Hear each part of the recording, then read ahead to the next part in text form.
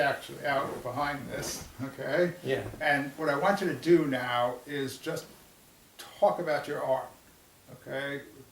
Because it's really exceptional. It's not just putting things together. Right. So I'm gonna just break so I can actually. The house is amazing because, and he said that when he said I had to interview you, he said, yes, I agree to interview, but you have to do it in my house because you have to see my house. Well, you've seen my house long before we decided to do a film. Well, the film, but I mean, when I was trying to do write an interview, Right. you said it has to be here. And right. the reason it has to be here, which I'm gonna take one of the cameras off and actually show it, is because the house is, it's an artistic you wonder. can get- So why don't you just talk about that while I You set can get this a up? new perspective of me when you see what I produce in my own art. And when you don't come into this house to see what's going on around here, it's kind of you don't really know me. You don't get to know me until you see what I do in art. And most of the town has gotten to know me because I have exhibited a great amount of stuff. One thing I want to mention, one night I was holding a man's, from the 19th century, carved little sculpture in my hand. Right. And I was looking at it, and all of a sudden this concept came to me that I was communing with this man. I said to him, you are not gone, you are here. And I'm feeling your mind, I'm feeling your creativity, your work, and here you are in my hand and in my brain. And you are not dead. You're existing at this moment in my being. And I actually started to cry. Right. I mean, I cried thinking about this. Here I am with a partial soul from the past. And it was soon after that that I realized that one of the reasons I fell in love with this stuff that most people at the time weren't even interested in, because I came to start to understand that when I was younger, I thought I was going to die young. And I always kept that inside me. And I started to collect things. The first thing I can remember, I collected rocks off the streets of the Bronx. And they were usually quartz pebbles that somehow got there. And that was my first rock. And mica on a little hill in the next block. And eventually I started reading a golden book about rocks. And in this golden book, there were listings of where you could go for rocks out west. And I started to go out west hunting for stones. Wow. And stones are ancient, as Yes, they're amazing. and, I love stones. and they're beautiful if you get the right place. Yeah. So I started to collect really good stones. Some of this really amazing, amazing room, which you see every place is just plastered. Now this is only the living room. And this is only the living room. That's correct. It's all over the It's house. all And it's a over. big house. It's every room, every corner is covered with objects. Do you want to talk about, just tell us, That would drive me crazy. well, just talk about one or two or You something. pick out one. I'm not going to. Oh, you know what I want to do? I'll tell you which one I want to pick out. Early 1800s. For a baby to be put down in, and this is a young baby because it's not very high at the edges. And I thought, what am I going to do? What am I going to do with this? I don't want to keep it or sell it just as a piece of furniture, because it's more than that. So I bought in New York, I went to a show and found 4 wonderful 19th century guitar molds. Half of one side, half of another side, that they wrapped the edge of the, when they were forming the wood for the edge of a guitar side, this is what they used to do it with. When I got home, I placed these guitar molds into the table, into what I call a table, but it was actually just a piece of furniture that was about that deep. And I placed these things, 2 of them at the bottom, 1 on each corner, facing each other, with the curves facing each other. And inside these structures, I had a whole collection of mother of pearl buttons that I saved over the years, and it filled the space between them in the table about that high, and it's a big table. And on top I put a piece of glass. On top of that I put the 2 smaller guitar molds, and I attached this beautiful wooden pig carving that I had found somewhere along the line. And the pig is looking down into this, it looks like a river of mother of pearl buttons. And I called it Pearls Before Swine. Perfect for the piece. Now, one thing I asked you was, how deep was the mother of pearl? I'd say about 6 inches. 6 inches. And I said, why didn't... 5 to 6 inches. Yes, I said, well, couldn't you have put a piece of wood underneath, right? And yes, I could have. Now, I'll explain that. And what did you say?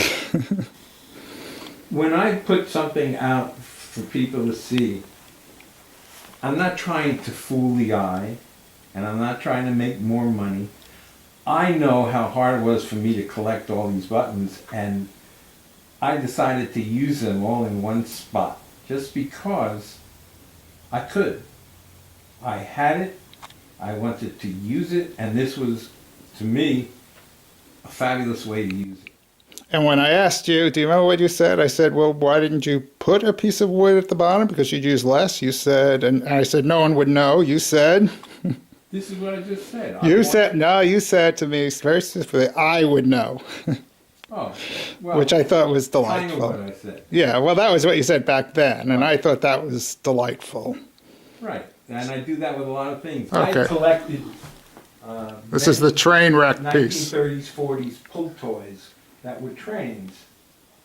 And I decided, instead of making them on a track, which is the way everyone would display this stuff, I decided to act like I was a cartoonist.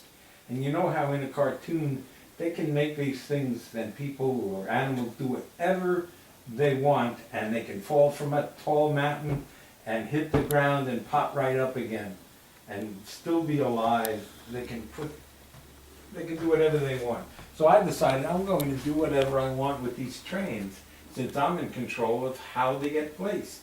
And I think I've made, I don't know of another, the first sculpture of a train crash. And that's what that is. The title of that is The U.S. Economy. And it's no longer a train wreck waiting to happen. When was that done? I made that piece about 2 to 3 years ago. 2 to 3 years ago, wow. Now this piece here with the, well, what are those, stockings or? Oh, the thing on the wall there above the lamp. Those are old stocking display pieces, where in a store they would put a stocking on there and they would be stretched. I don't think they're stocking dryers, because the condition of them is basically they have a shine on them. And I figured I'm going to place them like make a tree or a bush. This one was a bush. I had made one that was a tree that sold. So this was a bush made out of these things. And it's called the dancing bush, because if it's looked at upside down, I think they're kind of plies. Yes, delightful. So that's the dancing bush. Delightful.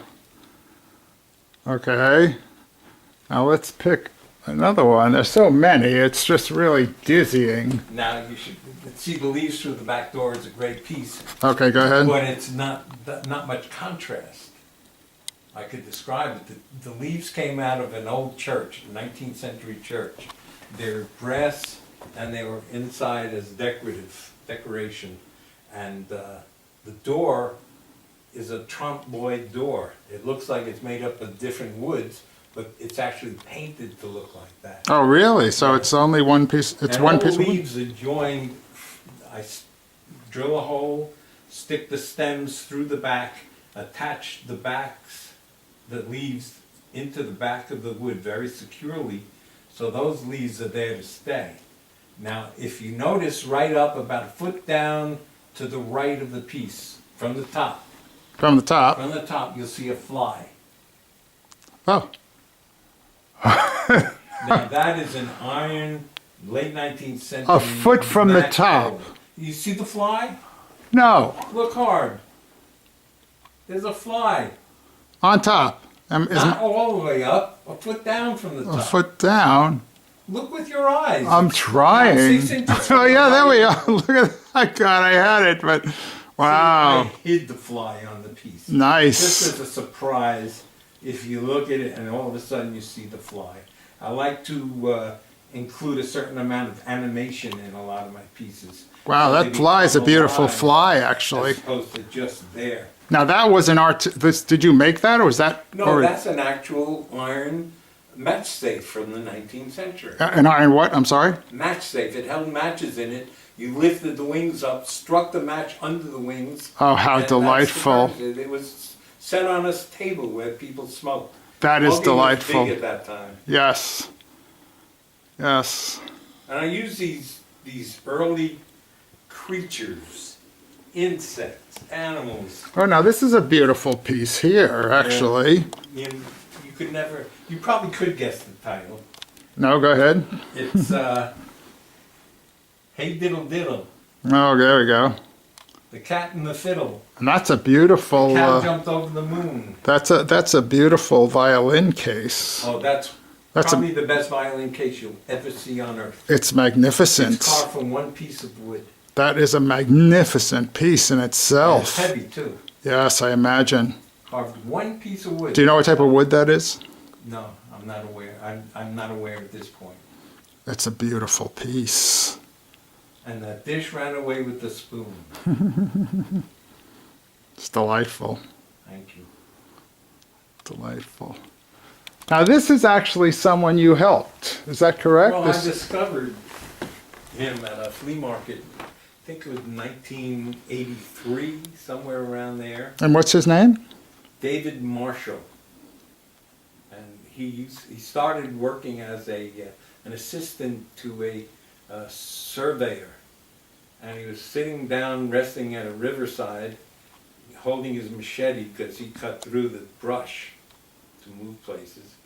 And he started cutting into a stone with the point of his machete. And he saw he could actually do it. Then he started cutting stones with pen knives, pocket knives. And he made all these sculptures. Do you know what type of, is this bluestone? It's creek stone. It seems to be hard, but whenever he went hunting for stones to use, he'd use a quarter, and if he could make An impression. an impression in the stone, he would take it and store it in water for a year. Oh, really? In a Well, that's very interesting. in a barrel of. So a he would lead barrel. prepare them. That's fascinating. And then they became even more easily cut. And you helped him. I started dealing in his stuff. Yeah, I got him into a great book. yeah. And he made quite a reputation from that. Yeah, it was a book made by Jay Johnson, who was one of the top folk art dealers who had a store on Madison Avenue, gallery. Okay. And, he wrote the 20th Century American Folk Art book. American Folk Art of the 20th Century has all the folk art stars. And I sold him a piece that big with about 7 carved people on it. This is all rock. and a couple of headstones. Mhm. And it was like a funeral. Yes. Okay, now we're going to go for a couple of more pieces. And you can see this can just go on forever. There's stuff all over the house. There's stuff all over the house, and I will give a little tour of the house. Maybe. Tell us about this one, with the iron head. That looks... You're talking about that lead head? Yeah, I think so, right in front, right there. With the With kind of yeah, crowning? Yes. Yeah. Obviously, I got this pyramid-shaped long piece of wood. I think it was a packing crate for something else, but the form was so enticing to me that I bought it at a market. And the chain that's around it is beryllium. It's not brass. And the reason it's beryllium, it was used in a mine where they're always using picks, and the gas, if the pick struck it and it was brass, it would cause an explosion with the gas that might. Wow. Beryllium does not spark. Ah. Now the top, at two different places, I found two different lead sculptures made out of sheet lead. And I combined the head onto the body, and it was obviously a Toulouse-Lautrec kind of Yes. person. And above I put an old stove, Wow. stovepipe, Right. drying rack. Wow. Which, the way it looks, is like a big tiara on the... Yeah. This is Toulouse's homage to Cleopatra. Delightful. And let's just go. Oh, what about that pointy thing? There's an interesting history there. That's called Merlin's Round Table. Okay, tell us about It Merlin's looks like Round a Table. Sorcerer's hat. Right. There's one eye at the top of the point. Oh, there is. The bottom is made out of There she is. two pulley wheels from old wells. Yes. Oh my And God! the Look at center that. one, the big one that's most of the object, actually still turns. Oh, And if you want to play with the table, you can just spin it. spin the table. Wow. And that wheel next to it. Let's just talk about that. That was a model of a water wheel, the yellow part. The green crate is something I found. The wooden pedestal is another thing I found. The colors are kind of very close to one another. And I loaded it with numbers, old nickel-plated numbers, and it spins freely. Mm-hmm. And I don't know if you can see it, but at the top there's a red wooden arrow. Mm-hmm. And wherever that arrow was when it came out, if it landed on a 7, you were lucky. There were only 2 7s and all the rest are 2s. I got it. Yeah. That there? No, the one. Well, this. Oh, this. It looks like out of Star Wars or something. This is a sculpture that was made by a guy who came back from Vietnam and had to get out some of that post-traumatic stress stuff. Stress, yeah. And he used rebar and made Oh, so this is not your figures. sculpture? No, this is not mine. I don't work like that. I Ah. assemble things. Oh, that's interesting. And the top was a Halloween mask made by Woodstock's John Pike. Ah. I just put the mask on there because it was a perfect Oh, it was perfect fit. holder for it. So you did put that together then. Yeah, but I don't count that. But they as a don't piece. count that. Okay, we won't. All the human yolks. Okay. These are the things you always see with a farmer holding on his shoulder, his wife holding on his shoulder with the neck inside, and Yes. a bucket here and a bucket here. Okay. Now, I've collected many of these things, and very rarely do you find one of these that has original paint on it. Most of them were just carved in wood and left that way. But these have all been painted, and the old paint is there, visible. And once again, there's a piece that I made using all the great painted ones that I have in one piece. And the name of the piece is? It's called A Real Pain in the Neck. A real pain in the neck, and it is. Yes, it must be, right? Well, it was always a pain in the neck for each one. Each one. Right? There are 6 of them. 6, yep. To Yeah. give you a real pain in the neck. Going to do, and there's actually, you can talk about that picture. You want to talk, there's a picture Sure. of yourself. Go ahead. That portrait was painted by Lois Wooley. Okay, tell us Who's about one her. of Woodstock's finest Ooh, portrait painters. okay. And she's married to Han Yen, and he's a famous Chinese painter, but American now. And I was standing kind of right over there. Right there I was standing on the, holding the banister here. Mm-hmm. And she took a photo of me, and she went home and painted that Painted painting. that. And she really did a great job. Yeah.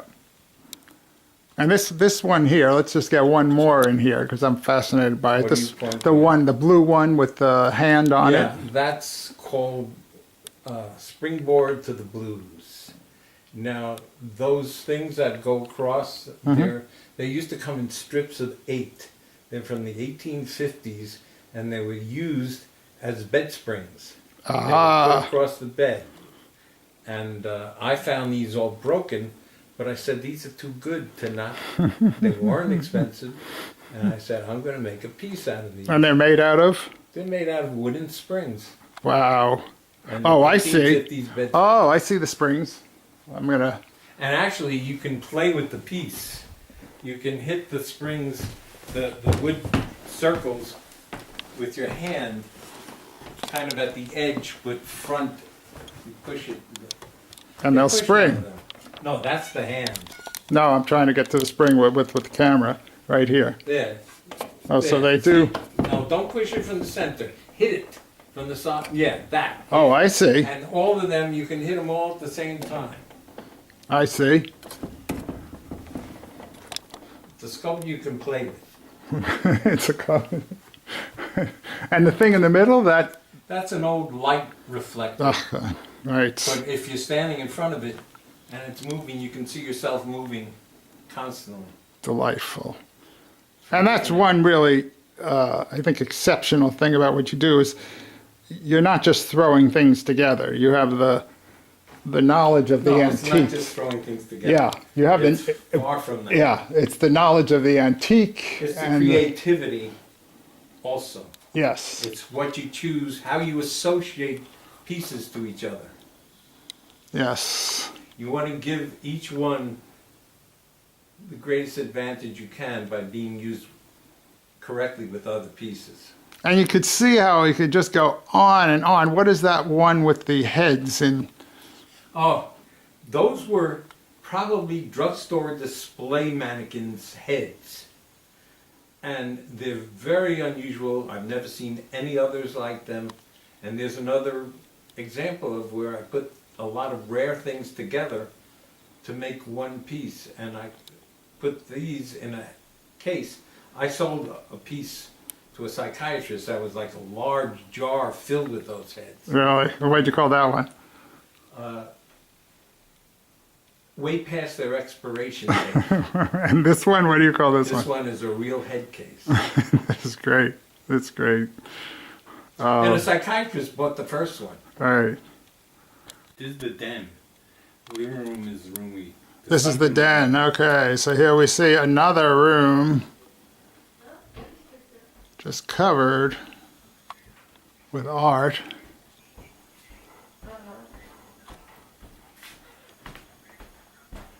You want to talk about that one with the gate?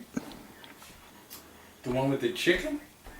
You can do the chicken. I like the chicken. Well, That's a good one. I call that which came first. Okay. You know. Chicken or the egg? Chicken or the... Yeah, the chicken or the egg. And the eggs are made out of? Wood. Wood. Oh. And this The one one... to the right, Yep, that's the one. that was, I call that red sky over Amsterdam. Now, why do you call it that? Well, because the board, while not being red, is a very rare color for a very early board. It's like pinkish red. Mm-hmm. And the plane in the sky is almost like a threat. Mm-hmm.